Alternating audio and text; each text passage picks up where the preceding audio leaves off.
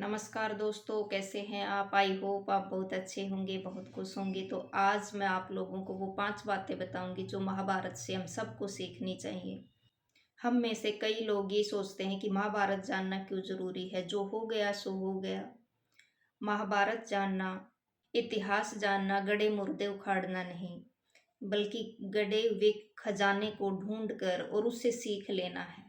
क्योंकि जो गलतियां इतिहास में हुई वो गलतियां हम सब ना दोहराएं। जो अच्छा हुआ उससे पूरी मानवता को सीख मिले और हम सब अपने आसपास की दुनिया को बेहतर बनाएं। हमें कई बार ये लगता है कि बात बहुत पुरानी हो गई, अब इसमें कुछ नया नहीं है। लेकिन आप ये सोचो कि जो चुनौतियां पहले थी वो आज भी हैं, किसी न किसी रूप में, बस थोड़ा सा रंग रूप आकार बदल गया है। आज मैं आपको वो 5 सीख बताऊंगी जो महाभारत से हम सबको सीखनी चाहिए। तो आइए शुरू करते हैं। कृष्ण का संबंध कौरवों और पांडवों दोनों से था। किसी का भी वो विनाश नहीं चाहते थे। आखिर तक वो युद्ध टालने का प्रयास करते रहे, शांति दूत बनकर हस्तिनापुर गए, मित्रता की राह बताने को, दुर्योधन को समझाने को, इस भीषण विध्वंस को बचाने को कृष्ण ने भ्रशक प्रयास किया। कृष्ण ने कौरवों से कहा कि अगर आप आधा हस्तिनापुर नहीं दे सकते तो केवल 5 ग्राम दे दो, वो उसमें भी खुशी खुशी रह लेंगे। लेकिन दुर्योधन ने साफ इनकार कर दिया। अब तो युद्ध होना ही था। कृष्ण ने अर्जुन और दुर्योधन को निष्पक्ष रहते हुए न्याय करने के लिए कहा कि एक तरफ मेरी अक्षणी सेना होगी, नारायणी सेना होगी, जिसमें हाथी घोड़ा हथियार सब कुछ होगा, और दूसरी तरफ निहत्था मैं। तो एक तरफ क्वांटिटी थी हाथी घोड़ों और हथियारों की, और दूसरी तरफ केवल भगवान श्री कृष्ण क्वालिटी थी। तो दुर्योधन ने क्वांटिटी देखी और अर्जुन ने क्वालिटी, सिर्फ भगवान कृष्ण। वो भी निहत्था, वो भी एक केवल सारथी बनकर लड़ाई नहीं लड़ेगा। युद्ध का परिणाम क्या हुआ सब जानते हैं। तो गिनतियों की दौड़ में ना पड़ें, गुणवत्ता की खोज करें, विजय निश्चित है। दूसरा है समय के साथ बदल जाएं। शकुनी के फेंके गए 500 से युधिष्ठिर ने अपना सारा राज्य और द्रौपदी सब कुछ गंवा दिया। और परिणाम ये हुआ कि एक शर्त रखी गई कि 12 साल का वनवास और 1 साल का अज्ञातवास पांडवों को काटना पड़ेगा। और शर्त ये थी कि अगर 1 साल के अज्ञातवास में पांडवों को पहचान लिया गया तो दोबारा से 12 साल का वनवास और 1 साल का अज्ञातवास फिर से काटना पड़ेगा। अज्ञातवास की परिस्थिति कितनी कठिन थी आप सब जानते हैं। पांडवों को हर हाल में छुपना ही था, और छुपने वाले भी कौन, जो हजारों लाखों करोड़ों में पहचान लिए जाएं। एक धनुर्धारी अर्जुन, दूसरी तरफ महाबली भीम, दूसरा इतना बलवान कि पर्वत को भी अपने बगल में दबा ले तो चटक जाए। और धर्मराज युधिष्ठिर, अगर वो पकड़े गए तो वो झूठ नहीं बोलेंगे, वो मान लेंगे कि वो धर्मराज युधिष्ठिर हैं। और नकुल और सहदेव, जिनके बारे में कहा जाता है कि उनसे सुंदर युवक संसार में दूसरा कोई नहीं था। और पांचाली द्रौपदी, ब्रह्मांड की सबसे सुंदर और दिव्य स्त्री, जिसका छुपना, अज्ञात रहना एक असंभव चुनौती थी। लेकिन इस चुनौती पर उन्होंने घबरा कर हार नहीं मानी। उन्होंने तय किया कि समय बदला है तो हम भी बदल जाएंगे। वो राजा विराट के यहाँ जा पहुंचे।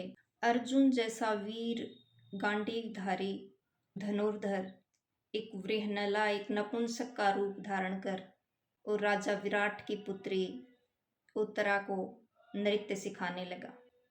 युधिष्ठिर, जो खुद जुए में हार गया था, वो राजा विराट को द्रुत क्रीड़ा सिखाने लगा। रसोईया भीम, जिसके सैकड़ों लोग मिलकर उसके लिए खाना बनाते थे तब उसका पेट भरता था, वो खुद एक रसोईया बन गया। और द्रौपदी, जिसके आगे पीछे दासियों की सेना रहती थी, वो खुद दासी बनकर रानी सुदेशना की सेवा करने लगी।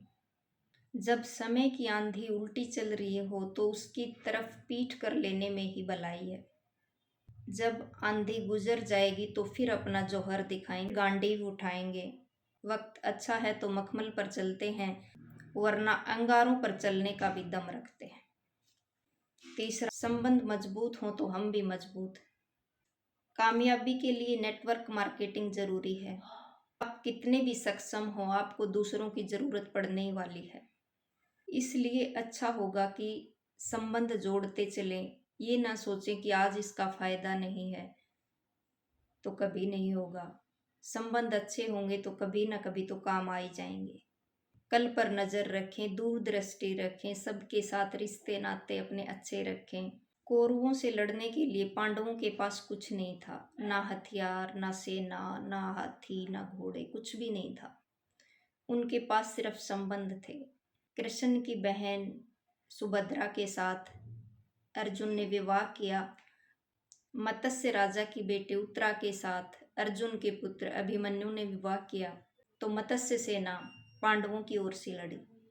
पांचाली द्रौपदी के पिता राजा द्रुपद पांडवों की ओर से लड़े। पांडवों ने युद्ध जीता तो सिर्फ इसी बल पर जीता, सिर्फ संबंधों की वजह से युद्ध जीता। कहने का मतलब है कि जितने ज़्यादा आपके अच्छे रिश्ते नाते, अच्छे दोस्त होंगे, आपकी सफलता के आसार उतने ही ज़्यादा हैं। नेक्स्ट है अपडेटेड रहें। अभिमन्यु अर्जुन का पुत्र, महापराक्रमी, जन्मजात योद्धा। अर्जुन ने तो फिर भी रण कौशल अपने गुरुओं से सीखा, लेकिन अभिमन्यु के बारे में ऐसे कहते हैं कि उसने अपनी माँ की कोख में, अपनी माँ के पेट में ही चक्रव्यूह तोड़ने की विद्या सीख ली थी। लेकिन गलती क्या की कि उसने कभी भी अपनी विद्या को अपडेट नहीं किया, अपने आप को अपडेट नहीं किया।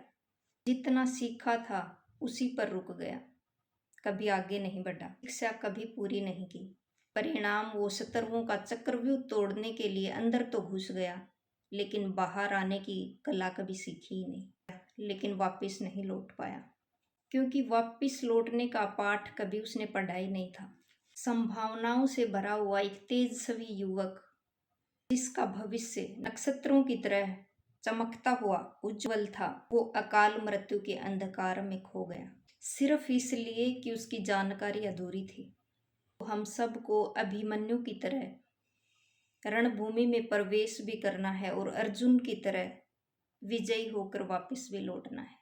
तो अपने आप को हमेशा अपडेटेड रखें। और नेक्स्ट है कि अगर आप बहुत बड़ा आदमी बनना चाहते हैं, बहुत पैसा कमाना चाहते हैं, अपना नाम कमाना चाहते हैं, अगर ये आपकी महत्वाकांक्षा है तो अच्छा है, लेकिन किसी का हक छीन कर, किसी का अधिकार छीन कर करेंगे तो ये लालच है। महत्वाकांक्षा जितनी अच्छी चीज है, लालच उतनी ही बुरी चीज है। दुर्योधन चक्रवर्ती सम्राट बनना चाहता था। वह केवल हस्तिनापुर का राजा ही नहीं, वह 10 दिशाओं में अपना राज्य स्थापित करना चाहता था।